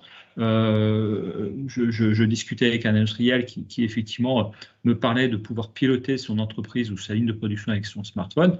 Bien sûr, son smartphone personnel ou celui de l'entreprise, c'est une question qu'il faut se poser. Mais bien sûr qu'à partir de là, si on utilise son élément, son smartphone personnel, ne serait-ce que pour regarder l'état de la production, on prend un risque à un moment donné, pourquoi pas, de venir corrompre le système. Donc après, au-delà de l'aspect technique, et bien sûr, il y a tout l'environnement qui est autour et l'environnement humain. Donc bien sûr, l'usine 4.0, il ne faut pas se faire d'illusions. Hein. Le passage au 4.0 augmente la surface d'attaque, augmente les failles, augmente les risques d'un problème. Heureusement, bien sûr, les solutions existent. Mais il faut pouvoir les identifier. Au suivant. Donc, quels sont les principaux types de menaces? On va retrouver exactement la même chose que dans les systèmes d'information. On va trouver les mêmes typologies d'attaques. Alors, bien sûr, le plus connu, c'est le ransomware. Hein. Bon, Renault, des grosses boîtes, voire même les hôpitaux, ont vécu ces derniers mois, ces dernières années d'attaques de ce type. Même les fournisseurs d'énergie, où on va bloquer un système crypté, et puis à partir de là, si vous payez une rançon, pour avoir la clé pour récupérer les fichiers, bien sûr, c'est pas évident, ça peut bloquer effectivement une usine. Donc il y a ça. Le déni de service, c'est ce qui est relativement facile à mettre en œuvre si effectivement on n'est pas vigilant. En gros, on fait ce qu'on appelle tomber un serveur. Hein, on envoie des requêtes. Alors c'est de plus en plus ce qui est intéressant, c'est qu'on observe les objets connectés. Ce sont souvent des outils qui sont utilisés pour envoyer des requêtes et pour bloquer les serveurs. Et c'est d'autant plus facile quand ces propres systèmes connectés sont déjà présents dans l'entreprise. Vous imaginez une ligne de production avec une multitude d'objets connectés. Eh bien, la personne qui attaque va prendre le contrôle de ces objets connectés qui sont déjà dans l'entreprise parce qu'il y a une faille à un moment donné et va venir faire tomber le serveur de l'entreprise, qui sont nativement, originellement connectés au serveur. Et là, on peut faire tomber une unité de production assez facilement. Quand je parle de faire tomber, c'est-à-dire qu'on va quelque part saturer le serveur avec une multitude d'informations, ce qui fait qu'à un moment, il ne peut plus répondre. Et physiquement, il va arrêter de répondre et il va se bloquer. En gros, c'est l'écran bleu de Windows, mais sur le serveur. Après, bien sûr, il y a les deux autres points. On parle de sabotage industriel ou de vol de propriété intellectuelle. Ça se fait de plus en plus. C'est-à-dire que quelque part, bien sûr, il y a le hacker qui le fait, on va dire, idéologiquement, mais de plus en plus, on est confronté à des États ou à des corporations d'entreprises ou des groupements d'entreprises, lorsqu'on est sur des marchés importants, qui utilisent effectivement la menace cyber pour déstabiliser un concurrent. Ça se fait de plus en plus. Il faut quand même dire les choses. Nos amis américains, des fois, ne sont pas toujours nos amis. Alors, je parle les Chinois, les Russes et tout. Dès qu'on est sur un marché concurrentiel, bien sûr, il faut être relativement vigilant. Voilà. Au suivant. Alors, on a une chance par rapport à tout ça, c'est que le processus de l'attaque ou des attaques sont relativement connus. On sait à peu près comment ça se passe, on sait comment ils agissent, et puis surtout, les vecteurs d'attaque étant connus, ben, à partir de là, si on est un petit peu vigilant, si on a mis en place, on a fait une analyse de risque, si on connaît très bien son outil de production, si on en a identifié ses forces, ses faiblesses, ses failles, et qu'on a mis en place effectivement les outils nécessaires, on peut se protéger. Donc, pour pouvoir se protéger, bien sûr, il faut connaître effectivement le processus, on va dire, d'attaque qui est représenté par les petits éléments en couleur. Donc, il y a toujours on observe toujours la même méthode, une reconnaissance, une intrusion, on exploite les failles, on se cache, bien sûr, pour ne pas être pris, parce que, bien sûr, le DSI ou le responsable de la sécurité industrielle, bien sûr, il observe. À partir de là, on fait ça en éléments cachés, souvent c'est le week-end, c'est le vendredi soir. Et puis ensuite, il y a ce qu'on appelle une prise de privilège, c'est-à-dire qu'on prend le contrôle de la machine. On fait un mouvement latéral, c'est-à-dire qu'à un moment donné, quand on a injecté les virus, quand on a injecté ce qu'il faut, ben on fait ce qu'on appelle le mouvement latéral, c'est-à-dire qu'on va s'effacer, donc on va sortir du système, on va se camoufler. Il y a l'interruption de service qui se fait, et souvent les hackers ou les systèmes profitent de cette phase d'interruption de service pour quelque part partir et disparaître, et puis aller attaquer un autre système. Voilà à peu près le processus qui est toujours utilisé. C'est un processus militaire. Il ne faut pas se faire d'illusions. On se livre une véritable guerre cyber dans l'espace cyber. Et donc, vous avez effectivement sur le point quelques éléments qui expliquent. Alors, justement, oui, je pense qu'après, voilà, donc on connaît les vecteurs d'attaque pour pouvoir faire ça. C'est l'USB, c'est le HDMI, le port RJ45, le JTAG pour la partie électronique, et puis, bien sûr, c'est tous les points d'entrée autour des IoT. Alors, que faire pour se protéger? En fin de compte, voilà 10 conseils de base pour quelque part un petit peu reprendre le contrôle de son installation industrielle. Et c'est presque du bon sens. La première des choses, c'est quand vous vous équipez d'objets connectés, là, il faut déjà se renseigner s'il est déjà sécurisé. On appelle sécurisé, c'est est-ce qu'il y a un protocole de cryptage des données? Est-ce que l'ensemble des ports qui ont servi à la conception de cet objet connecté ont été fermés? Par exemple, en électronique, on développe un IoT, on a ce qu'on appelle un port JTAG qui permet de vérifier effectivement le fonctionnement électronique. Donc ça, c'est le développeur qui le fait. Eh bien, il est toujours intéressant de dire est-ce que ce port, au moment où le produit est passé en production, est-ce qu'on ne peut plus y accéder? Eh bien, posez la question et vous serez vraiment surpris. Dans beaucoup d'objets connectés, ce port n'est pas fermé. Ça veut dire que n'importe qui, avec une petite prise JTAG et un PC, peut venir, à votre insu, prendre le contrôle ou modifier le code source, s'il n'a pas été protégé. Donc voilà, ça, c'est des choses. Un port USB, il doit être utilisé uniquement à des fins qui lui ont été spécifiées. Ce n'est pas une porte ouverte. Donc ça, c'est la première question. Ensuite, deuxième question, bien sûr, les mots de passe. Quand vous avez un système, une électronique embarquée, voire même un automate, en général, ce qu'on fait, c'est qu'on modifie les mots de passe quand on le récupère. On ne garde pas le mot de passe admin, et puis, en tout cas, le login admin et le mot de passe administrateur, le mot de passe 000, comme on voit. Ensuite, et la mise à jour, élément fondamental, c'est-à-dire qu'il faut toujours veiller à une mise à jour de ces équipements. On voit encore dans les lignes de production des Windows XP ou Windows 95, hein, j'en ai encore vu il n'y a pas longtemps, ce sont des équipements qui ne sont pas maintenus en matière de sécurité. Donc les failles sont connues depuis des années, et comme il n'y a pas de maintenance sur ces équipements, de maintenance informatique, ce qui fait que les failles ne sont pas sécurisées, on les connaît, et donc quelque part, c'est comme si on donnait on indiquait où était la porte, on donnait la clé, voire même on la laissait ouverte. Protéger ces informations personnelles, il ne faut pas mélanger bien sûr ce qui est du domaine perso en termes d'usage que des domaines d'entreprise, il faut vraiment travailler en silo. Donc ça c'est important. Contrôler les paramètres de sécurité de vos objets et leur application. Ça veut dire quoi? Ça veut dire qu'il faut régulièrement vérifier effectivement les flux de données, voir ce qui se passe, être relativement vigilant sur quand un équipement ralentit, quand vous observez effectivement un débit de données important. Alors ce n'est pas habituel, à partir de là, il faut se poser des questions. Bien sûr, il faut toujours éteindre les objets qu'on n'utilise pas. On reparle de mise à jour. Sécuriser les connexions Wi-Fi, hein, le plug and play, c'est très bien, c'est très facile. Il ne faut pas oublier que des fois, un mot de passe, c'est encore mieux, voire même de la crypto des données, c'est bien. Les gens ne se rendent pas compte à quel point il est extrêmement facile, avec un petit peu d'équipement, de pouvoir lire une trame entre un téléphone mobile et un IoT, entre une borne, ne serait-ce que Wi-Fi dans l'entreprise et l'ensemble du réseau IoT. Il est extrêmement facile de lire les trames qui passent, si elles ne sont pas sécurisées. Ça coûte, les équipements sont disponibles sur le marché entre 150 et 200 €, où vous pouvez avoir l'antenne, le récepteur et en plus un petit PC, et ça marche très bien. Et puis surtout, ce qui est important, c'est lorsque vous faites une mise à jour, lorsque vous récupérez les données, les équipements, les capteurs, il faut tout effacer pour quelque part éviter que, pareil, il y a des gens qui font les poubelles, hein, il y en a qui font les poubelles pour les papiers, eh bien on fait les poubelles aussi pour récupérer les IoT qui sont mis à la benne. Et comme on fait la vieille histoire, hein, c'est la photocopieuse qui enregistre tous les documents, elles sont souvent équipées d'un disque dur, eh bien il faut éviter de le laisser dans la nature. Donc voilà, donc c'est effectivement des éléments de base qu'il faut savoir. Bien sûr, ça ne suffit pas. Moi, ce que je conseille aux entreprises lorsqu'elles veulent se lancer dans l'industrie 4.0 avec un ensemble, une flotte d'IoT, un réseau d'IoT, de systèmes SCADA, d'automates et de PC, c'est de faire une analyse de risque.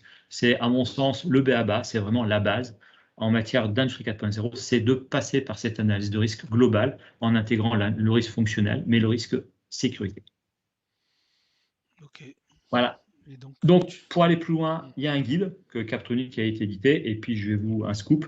Je pense que d'ici la fin de l'année, il y aura un guide identique, mais qui sera orienté cybersécurité industrielle, qu'on est en train de travailler conjointement avec l'ANSSI, le CETIM et la FIM, où on est en train effectivement de reprendre la norme 62443 qui est spécifique à la cybersécurité industrielle. Et donc, il y aura probablement un guide pour l'année prochaine qui sera accessible à toutes les entreprises. On en fera la promo sur le site de la communauté notamment.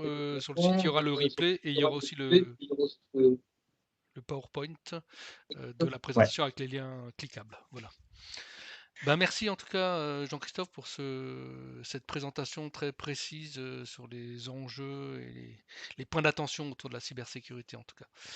Je vous propose d'enchaîner du coup, de voir un peu aussi comment côté industriel, puisqu'on a vu les offreurs, mais côté industriel, alors EDF, Jean-François, tu es à la délégation régionale d'EDF Grand Est, chargé de mission innovation.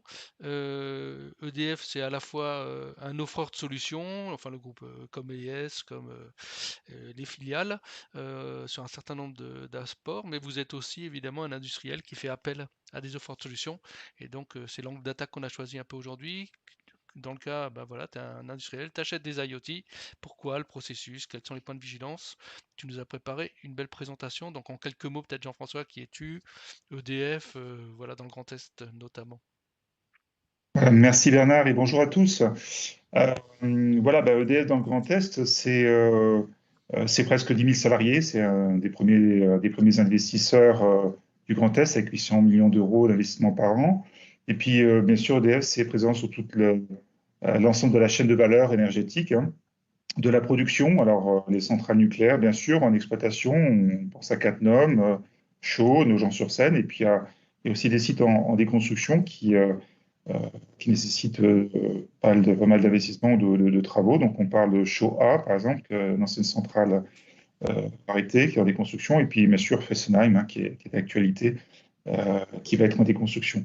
Le thermique, avec le cycle combiné gaz de Benoît et Pont-à-Mousson, l'hydraulique sur le Rhin, bien sûr, avec aussi la station de transfert d'énergie par pompage de Revin, le renouvelable, très développé dans le Grand Est, évidemment, avec beaucoup d'éolien et de solaire, le transport avec le RTE, donc tout ce qui est aux tensions, la distribution avec Enedis, et puis tout ce qui est négoce, vente d'énergie, service énergétique avec Dalkia. Et puis la particularité du Grand Est, c'est effectivement Électricité de Strasbourg, qui est une entreprise de distribution qui fait partie du groupe EDF, notamment. Et puis EDF aussi, par mes missions innovation, donc on s'appuie beaucoup sur une R&D qui est très forte, hein, qui est surtout parisienne, région parisienne, et avec Eifer, qui est centre de recherche en partenariat avec le Karlsruhe Institute of Technology. Voilà. Et donc, comme tu l'as dit, Bernard, EDF, c'est un offreur de solutions, hein, c'est pour ça qu'on adhère à la COS, mais aussi, et c'est l'angle que je vais aborder aujourd'hui, on est aussi, je vais vous exposer le point de vue du maître d'ouvrage, quelque part, qui recherche des solutions 4.0. Voilà. Donc, l'IoT, on l'a vu, c'est un formidable relais de croissance et de transformation pour une entreprise. Donc, il faut absolument y aller. Il y a beaucoup de valeur là-dedans. Et ça permet de se transformer à la fois, de transformer à la fois l'expérience utilisateur, donc pour intégrer l'IoT dans ses propres produits et services, hein, pour connecter les usages. Bon, on peut parler par exemple de Linky, hein, on transforme un compteur voilà, classique, on le rend communicant pour permettre l'arrivée de nouveaux usages et faciliter la transition énergétique, tout ce qui est smart grid, etc. On peut aussi utiliser l'IoT pour changer le modèle économique. Voilà, par exemple, chez EDF, on a développé le service SOWI qui se base finalement sur le concept d'un modèle Comfort as a Service. Et puis tout ce qui est transformation des aspects productifs, anticiper les défaillances d'équipements, les approvisionnements, améliorer la qualité, la production, etc. Et EDF a développé par une filiale qui s'appelle Metroscope tout un système qui allie à la fois l'intelligence artificielle, jumeaux numériques, qui permet effectivement d'anticiper les défaillances des composants d'un procédé industriel. Et ça a été mis en place dans les centrales nucléaires notamment, et ça peut être transposable sur des industries plus conventionnelles. Alors, une démarche de transformation, on l'a vu, mais c'est finalement aussi à la base une démarche d'innovation qu'il faut traiter en tant que telle avec les outils, les méthodes associées, en partant ça a été dit précédemment aussi, hein, c'est quoi l'objectif, c'est quoi le but, c'est d'abord répondre à des besoins clients que l'on a à conquérir, c'est améliorer son système productif par un bilan qu'on a pu faire. Ce que je dirais, il faut prioriser le déploiement par une roadmap en agissant ciblé, en passant globalement, c'est-à-dire avoir une vision de la cible, voire une vision d'aigle, hein, sur là où on va, une vision stratégique, pour faire les bons choix dès le départ, parce que voilà, il faut pas y aller par le petit bout de la lorgnette et puis s'apercevoir à un moment donné que les choix technologiques qu'on a pu faire, ils arrivent dans une impasse parce qu'ils ne répondent pas aux besoins finaux. Mais il faut avancer de manière aussi ciblée, pas à plat, avec un mode agile pour avoir des victoires régulières et atteindre petit à petit l'objectif. Donc ça, c'est un peu la démarche stratégique. Et ce qui est très important, ne pas oublier, c'est vraiment l'IoT, c'est effectivement une démarche technologique, donc qui va transformer le modèle de l'entreprise. Mais si on dit transformer le modèle de l'entreprise, c'est aussi transformer la relation des acteurs humains de l'entreprise face à cet outil technologique. Et la clé de réussite de cette transformation, elle passe par une démarche participative et transversale. Donc impliquer les acteurs au plus tôt, que ce soit les utilisateurs finaux, les services IT, la maintenance, l'exploitation, en partant toujours du besoin. Revoir complètement sa gestion de données, parce qu'on l'a vu aussi, il y a des nouvelles données qui sont exploitables, des flux de données importants qu'il faut pouvoir synthétiser, traiter pour que ça soit pertinent, parce que c'est pas tout d'avoir des quantités astronomiques de données, il faut qu'on puisse en faire quelque chose, c'est l'objectif. Donc, comment on traite les alertes, les nouveaux traitements automatiques, les indicateurs, les gestions de droits d'accès, parce qu'on voilà, on peut pas donner accès à tout le monde. Et donc, ça nécessite aussi de repenser complètement les processus, l'exploitation, à nos nouveaux indicateurs de pilotage, la maintenance, du coup, doit intégrer l'IoT, ces nouveaux équipements dans leur processus de maintenance. Et puis, ça change aussi la manière de voir la maintenance. Elle devient quelque part plus intelligente. L'IoT, bien sûr, ça change la relation d'utilisateur au système industriel. Donc, il faut repenser les IHM, penser l'expérience utilisateur de manière globale. Un point particulier aussi qu'on a pu rencontrer, c'est voilà, les partenaires sociaux, il faut les mouiller aussi à un moment donné parce que on l'a peut-être pas vu, mais l'IoT, ça peut aussi être des moyens de traçage de l'activité des salariés. Et il faut que tous ces partenaires soient bien au courant, bien au fait, et de ces aspects-là, qu'ils ne le découvrent pas après coup et que ça crée du blocage. Bref, c'est toute une conduite de changement qu'il faut mener au sein de l'entreprise. Alors, finalement, sur le visuel suivant, on voit de manière synthétique tout ce qui a été vu précédemment. Donc, que l'IoT, c'est quelque chose qui est complexe. C'est une chaîne technologique qui est complexe. Je ne vais pas rentrer dans le détail de ce visuel, mais pour cibler quelques éléments d'expérience que j'ai pu avoir dans ce domaine, par exemple sur la partie capteur, la partie métrologique est importante et parfois négligée parce qu'on a des acteurs qui peuvent être des électroniciens, des automaticiens, et pas forcément des gens de la mesure. Et bon, il faut bien réfléchir sur le niveau d'exigence qu'on doit avoir sur la chaîne de mesure. Alors des fois, la mesure elle peut être imprécise et ça suffit, ou elle doit être qualifiée, maîtrisée avec tout un processus qualité. Et voilà, quand ça rentre dans le système de traitement de données, il faut qu'on sache ce qu'on mesure et la qualité de l'information. En termes de stockage de données, à EDF, c'est vrai qu'on est une entreprise un peu stratégique par rapport à l'énergie, donc on est un peu frileux de tout ce qui est SaaS pour les systèmes critiques. Voilà, on préfère tout ce qui est on-premise, voilà, ou des clouds privés, en tout cas, et sécurisés, avec des niveaux de confiance sur la préservation de données et la cybersécurité importants. En termes de traitement de données, c'est pareil, si on parlait de capteurs tout à l'heure, sur nos usines de production d'électricité, on a beaucoup de données vibratoires, de machines. Et du coup, il faut que les offres de solutions qui rentrent dans ces affaires-là puissent avoir des compétences, ou au moins faire le lien avec des gens qui ont des compétences sur tout ce qui est mesures vibratoires pour bien comprendre ce qui se passe. Voilà, un phénomène vibratoire, c'est pas qu'un signal électronique, c'est toute une compréhension comment dire, de systèmes plus complexes et industriels au plus près du process. Les aspects cybersécurité, on en a parlé, c'est très important. C'est toute la chaîne qui est en cause.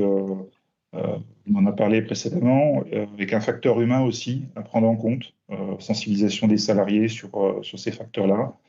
Et voilà, du coup, EDF, on est aussi un peu frileux très prudent sur ces sujets. Et il y a un projet de développement de réseau privatif dans nos centrales pour garantir la sécurité de la transmission des données pour pas qu'elles soient interceptées. Voilà. Important, c'est la maintenabilité dans les contrats qu'on peut faire, vérifier les modalités d'intervention, les délais d'intervention, la pérennité de la maintenance sur le long terme, et puis l'évolutivité aussi, alors avec le débat open source ou version propriétaire qui peut être posé selon le cas. Après, il faut se poser la question. Donc, finalement, on voit que dans cette complexité, c'est beaucoup de questions à se poser, des choix stratégiques qui engagent l'avenir, parce qu'on commence par un bout, mais voilà, on voit bien que c'est toute la structure qui va être impactée par l'IoT. Et du coup, la question se pose sur les moyens, les ressources qu'on a à sa disposition, le niveau d'urgence aussi. Et ça a été posé aussi tout à l'heure la question des compétences, parce qu'on voit que le champ de compétences, il est énorme entre le hardware, les réseaux, software, technologisation, cybersécurité, etc. Donc, voilà, si on a toutes ces compétences en interne, voilà, c'est bon, on peut se lancer tout seul, entre guillemets, avec quelques partenaires technologiques. L'externalisation, c'est aussi un choix, mais attention, parce qu'il faut, on externalise que ce qu'on maîtrise, donc il faut quand même avoir des compétences en interne pour tout ce qui est recettes, rédaction de cahier des charges, etc. Enfin voilà, c'est pas aussi évident. Vous s'appuyez sur une assistance de maîtrise d'ouvrage qui va conduire le projet de manière peut-être plus sereine. Avec donc du coup l'importance du choix des prestataires dans ses compétences, vérifier ses références dans le domaine sur lequel on veut travailler. Tout ce qui est et puis le partenaire, c'est pas qu'un partenaire one shot sur l'installation d'un système, c'est sur la pérennité parce qu'il y a toute la maintenance, le service client derrière qu'il faut préserver. Voilà ce que je voulais dire sur le retour d'expérience d'un industriel sur le domaine de l'IoT. Ok, je pense que tu as bien montré justement l'autre côté du miroir par rapport aux prestataires, et effectivement en tant que donneur d'ordre, les points d'attention. Juste, tu participes à la communauté de Forte Solutions, du coup, ce type de compétences, tu les trouves, tu les vois, tu échanges avec eux, en un mot. Oui, moi je vois que sur comment dire, dans la communauté des offres de solutions, il y a un panel de compétences très, très variées. Et ce qui est très intéressant aussi, c'est de voir que ce sont des compétences qui sont complémentaires, qui peuvent construire finalement des offres globales en puisant des briques technologiques dans chaque société et en apportant finalement une solution globale à une problématique d'un industriel. Ok. Merci Jean-François pour ton témoignage. On se rapproche de la fin de notre webinaire. Jean-Christophe, c'est à nouveau à toi pour voilà, justement par rapport aux questions que tu posais, est-ce qu'on développe, est-ce qu'on fait faire l'IoT? Décidément. Voilà, je te laisse présenter cette partie-là à nouveau. Merci. Donc là, j'ai plus besoin de me présenter, donc c'est bien. Et je pense qu'on va faire le lien avec tout ce qui s'est dit précédemment. On a eu effectivement la vision de l'industriel, donc du client qui achète ses IoT industriels. Et je dirais que quand même, c'est peut-être, dans le cas de l'industrie 4.0, c'est peut-être 80, 85, voire 90% des cas où il est évident et quand même souhaitable d'acheter ces équipements, soit en direct, soit à travers effectivement la communauté des offres, enfin, les acteurs des offres qui vont sous la forme d'un travail en groupe, d'un consortium, être capables d'apporter les solutions qui vont bien. Et je dirais que ça va dans le sens et dans le bon sens, effectivement, économique et technologique, mais il y a des cas où la solution n'existe pas, elle n'est pas disponible, elle n'est pas présente sur le marché ou pas dans les exigences voulues. Et la seule solution qui s'offre à l'industriel, c'est de concevoir, en tout cas de participer ou de concevoir son propre objet, soit en interne, si elle dispose des compétences, soit en externe avec un bureau d'études pour pouvoir concevoir l'objet connecté, l'objet industriel qui va répondre effectivement à son exigence d'industriel et qui va s'adapter à sa ligne de production. Et là, effectivement, c'est une approche un petit peu différente, même si on va trouver beaucoup de similitudes. Ça reste quand même une approche d'ingénierie, de concepteur de études qu'il va falloir dérouler au sein de l'entreprise, même si ce n'est pas son métier. Il va quand même falloir que l'entreprise qui fait faire son objet connecté sur mesure, elle va devoir quand même s'approprier les outils et les méthodes, ou en tout cas les méthodologies de conception d'un IoT industriel. Donc, c'est un petit peu, en quelques minutes, c'est ce que je vais présenter. Donc là, c'est effectivement la présentation globale d'un objet connecté. Et ce qu'il faut surtout retenir lorsqu'on se lance dans la conception d'un objet connecté, c'est qu'il va être fortement dépendant de l'environnement dans lequel il va être intégré. C'est un des critères majeurs, c'est on ne fait pas un objet connecté, on ne développe pas une brique techno pour une brique techno, on ne déploie pas un objet connecté comme ça. Il va falloir effectivement mesurer, l'impact que peut avoir l'environnement dans le fonctionnement de l'objet connecté. Donc, il faut être très vigilant sur ce qu'il y a autour. Passer au suivant. Et pourquoi il faut être vigilant? Parce qu'en fin de compte, la problématique qui se pose quand on fait de la conception, et ça c'est la problématique de n'importe quel concepteur, c'est qu'à une fonction donnée, une fonctionnalité donnée va s'offrir devant vous une multitude de technologies, de briques techno pour répondre. Que ça soit au niveau de l'énergie avec une multitude de batteries, que ça soit au niveau de l'architecture électronique avec plein de composants. Souvent, on me pose des questions, on me dit « Ok, je vais développer une électronique embarquée, mais je fais quoi? Arduino, Raspberry, ST, j'ai des plateformes de développement, j'ai tel fournisseur de composants ou d'équipements, je choisis lequel ?» Moi, ma réponse est simple, je veux dire, toutes ces technos peuvent répondre à votre besoin. Eh bien, il va falloir les comparer, les analyser, et puis peut-être vous orienter vers celle avec laquelle vous auriez peut-être beaucoup plus d'affinité. Mais c'est vrai que c'est une problématique, c'est qu'on s'offre au concepteur plein de technologies, et à un moment donné, il va devoir faire des choix. Et on en a parlé aussi en matière de réseau, il y a plein de réseaux radio, évidemment, il va falloir faire des choix. Et ces choix sont d'autant plus compliqués que, comme je l'ai dit, il y a l'environnement. C'est-à-dire que le choix de l'objet connecté, des technos de l'objet connecté, ne sont pas liés uniquement à l'objet en tant que tel, dans son boîtier, dans son packaging, mais ces choix vont être impactés par cet environnement, qui peut aller très loin. Ça peut aller même jusqu'au serveur, jusqu'au cloud, jusqu'à la plateforme derrière ce qu'on appelle l'IHM, le dashboard. Le choix de la visualisation de l'usage de la donnée peut effectivement impacter la conception même physique des choix techniques que l'on va faire en matière de conception matérielle de l'objet connecté et de logiciel. N'oubliez pas que dans l'objet connecté, il y a aussi une couche logicielle. Donc il faut vraiment avoir cette vision process globale. On peut passer à la suite.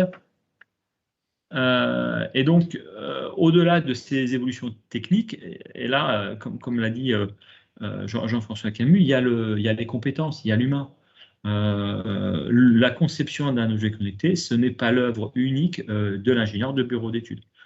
Quand on se lance dans la conception d'un objet connecté, bien sûr, il y a celui qui va le faire, mais il y a aussi celui qui va l'utiliser, il y a celui qui va le vendre, il y a celui qui va l'intégrer, donc au niveau de la ligne de production. Il y a celui qui va l'intégrer dans, quelque part, le système d'information. Il y a celui qui va en assurer sa maintenance. Il y a celui qui va s'occuper de l'achat des composants. Il y a la personne aussi qui peut-être avoir un regard en matière de compétences. Est-ce qu'il faut recruter ou pas? Donc, vous voyez que le développement d'un IoT, étant donné que c'est un IoT qui va impacter l'ensemble de la ligne de production, voire même beaucoup plus loin au niveau du système d'information, à un moment donné, il va falloir faire appel à toutes les compétences de l'entreprise, ou toutes ces compétences existantes dans l'entreprise et celles qui ne sont pas mais qui devront être intégrées, auront à un moment donné un rôle à jouer dans la conception de cette chaîne de mesure, de cette chaîne d'IoT industriel. Alors pourquoi c'est important? Parce que si vous regardez ce qui est sur le côté, les compétences clés pour concevoir un IoT, elles sont listées là. C'est de la mécanique, c'est du matériel, hardware, c'est du logiciel, c'est du cloud, c'est des éléments de mobilité, c'est du machine learning et de l'IA, c'est de la cybersécurité, et puis surtout, ce qui est important, c'est tout ce qui concourt effectivement à l'organisation du projet de l'IoT, de l'ingénierie de projet, de l'écriture de spécifications, du réglementaire, normes. Il ne faut pas oublier le côté réglementaire, et puis c'est tout ce qui concourt au pilotage du projet. Donc à un moment donné, il va falloir gérer toutes ces compétences-là. Alors pour le faire, le premier point, la porte d'entrée, le point de démarrage, c'est ce qu'on appelle l'expression du besoin, le cahier des charges. C'est extrêmement important de passer le temps qu'il faut pour bien écrire son cahier des charges, son besoin, ses exigences techniques, de manière à ne rien oublier. Alors, il y a des outils méthodos qui vous aident à le faire, mais souvent, l'idéal, c'est de trouver un tiers, de faire appel à un tiers qui a un regard neuf, un petit peu le regard du candide, qui ne connaît pas votre métier, qui ne connaît pas votre historique, et qui va quelque part pointer du doigt des questions, des points un petit peu sur lesquels pour vous c'est un peu trivial, ça fait partie des habitudes. Non, si c'est pas bien spécifié, ça peut être un risque. Donc voilà, il y a vraiment un travail de fond qui est ce qu'on appelle le recueil des besoins, qui va donner lieu à la rédaction d'un cahier des charges pour avancer. Et ensuite, ce document-là, cette base documentaire, on va effectivement la comparer par rapport aux différentes exigences de cette chaîne de valeur de l'IoT, du besoin, les applications, la gestion de projet, le système d'information, la production. On va regarder aussi les aspects de maintenance, on va regarder le retour sur investissement, on va regarder le côté juridique du contrat et ainsi de suite. Donc, on va un petit peu mixer ça dans cette moulinette-là pour voir effectivement qui impacte dans quoi, de manière à ne rien oublier, oublier aucune information au passage, de laisser personne sur le quai de la gare, et à un moment arriver avec un document suffisamment complet pour que le bureau d'études, celui qui va concevoir, le fasse en toute sécurité avec un produit le plus rapidement utilisable. Suivant. Donc après, c'est de l'organisation. Il ne faut pas oublier que concevoir, c'est aussi mettre en œuvre une organisation. Donc, je ne vais pas rentrer dans les détails en matière d'ingénierie de projet. Juste point important, ce qui se fait très peu malheureusement, c'est l'analyse de risque. On en a parlé en matière de cyber. N'oubliez jamais, quand on conçoit un équipement électronique, il faut passer systématiquement par l'analyse de risque. La raison est très simple. Quand on fait l'ingénierie de projet, on a deux éléments qui vont venir un petit peu perturber le projet. On a l'aléa qui n'est pas prévisible. Et puis, il y a un ensemble de risques qui vont venir, mais qui sont quelque part prévisibles. Je dirais qu'on ne peut pas prévoir une inondation, on ne peut pas prévoir un orage qui tombe sur l'installation, on ne peut pas prévoir l'absence des collaborateurs, il y a des choses qu'on ne peut pas prévoir. Par contre, on peut prévoir des problèmes de sourcing de composants. On peut prévoir des évolutions normatives. On peut prévoir des problèmes de dimensionnement mécanique. On peut prévoir des soucis de consommation. On peut prévoir aussi effectivement des exigences qui n'ont pas été oubliées, des problèmes liés à l'environnement, à la température et autres. C'est des choses qu'on peut prévoir. Voilà, donc c'est bien, il faut dissocier effectivement ces deux éléments de manière à ne pas perdre du temps sur ce qui est prévisible et de garder ce temps-là sur les éléments impondérables qui ne sont effectivement pas prévisibles. Et le seul moyen de le faire, c'est l'analyse de risque. Bien sûr, dans toute démarche projet, ne jamais passer à côté de la fin, ce qu'on appelle les phases de validation, de qualification et de recette. Pourquoi? Parce que ça va permettre effectivement de qualifier le produit à la fin, de vérifier que ce que l'on conçoit, que l'objet connecté qu'on a conçu est vraiment conforme au cahier des charges. Donc, vous avez bien compris que si le cahier des charges est mal fait, forcément, en termes de qualification, on va qualifier ce qui est écrit. Il y aura des trous dans la raquette. C'est pour ça qu'il faut être complet en amont. Et d'un autre côté, ça va nous permettre de préparer effectivement l'élément majeur ou important lorsqu'on fait l'objet connecté, c'est le côté réglementaire et normatif. Si le produit est qualifié, il est recetté correctement, encore plus si on confie à des tiers, à un moment donné, le passage à la norme va être beaucoup plus facile. Et puis surtout, un point important, quand on est dans cette phase de recette, validation, de qualification, c'est le retour d'expérience parce que une entreprise qui commence à développer son propre IoT ou ses propres IoT, elle risque de le faire. C'est-à-dire qu'elle va intégrer des compétences internes dans l'entreprise. Ce retour d'expérience va lui permettre, sur les projets suivants, d'aller beaucoup plus rapidement et d'être beaucoup plus efficace. Et donc, tout ça, ça nous amène à des choses qui, des fois, font un peu mal. C'est-à-dire, c'est le réglementaire, la certification. N'oubliez pas que c'est obligatoire. Dans certains cas, on ne peut pas gagner de marché si on n'est pas conforme à la réglementation. Et la réglementation, ce n'est pas quelque chose qui se fait à la fin. Au moment où on dit « Ah, il faut que je rende mon produit réglementaire », non, ça se fait au début. On doit intégrer les éléments réglementaires dans la rédaction de son cahier des charges. Ça fait partie des exigences, parce que si on les fait à la fin, ça peut coûter très cher. Donc, c'est aussi à intégrer au démarrage. Mais c'est un passage obligé. Voilà. Et donc, 8 étapes pour développer. Conclure, sachant qu'on commence à déborder. Voilà, on conclut là-dessus. Donc, il y a 8 étapes clés. Il faut juste les lire, c'est assez simple. Je dirais que si on les respecte, il n'y a pas de souci. On a tous les éléments en main pour développer son IoT. Je ne vais pas faire de commentaires. Voilà, on parle de la donnée jusqu'à la maintenance, jusqu'au cloud. Tout est là. Et pour ceux qui nous écoutent, qui auraient des questions, Captronic, les offres de solutions sont là pour vous accompagner notamment. Voilà. En tout cas, merci Jean-Christophe pour cette présentation. À nouveau, un autre guide que tu nous proposes, des guides, avec le lien qui sera cliquable sur le site internet avec la présentation. En tout cas, merci. Je ne vois pas d'autres questions sur le sujet, ben, je vais juste conclure très rapidement. Donc là, c'était le second séminaire donc, consacré aux IoT industriels. Donc le replay va être disponible très prochainement sur le site internet des offreurs de solutions. Donc vous voyez l'adresse en bas à gauche. Il y aura 2 prochains webinaires qui sont d'ores et déjà programmés le 30 septembre sur les usines, lignes et îlots connectés optimisés. Et puis un autre qui aura lieu le 19 octobre sur justement l'humain au cœur de la transformation industrielle. Voilà, j'aurai plaisir de les animer. Un autre webinaire est en préparation également pour webinaire conférence lors du salon BO 4.0 qui aura lieu à Mulhouse le 30 novembre et le 1er décembre prochain. Voilà, en quelques mots. Pour ma part, ben, je vous remercie tous les intervenants, c'était vraiment très intéressant, très pédagogique. Le replay sera donc à retrouver sur le site des offreurs. Ben, merci à tous pour votre participation et à très bientôt. Au revoir.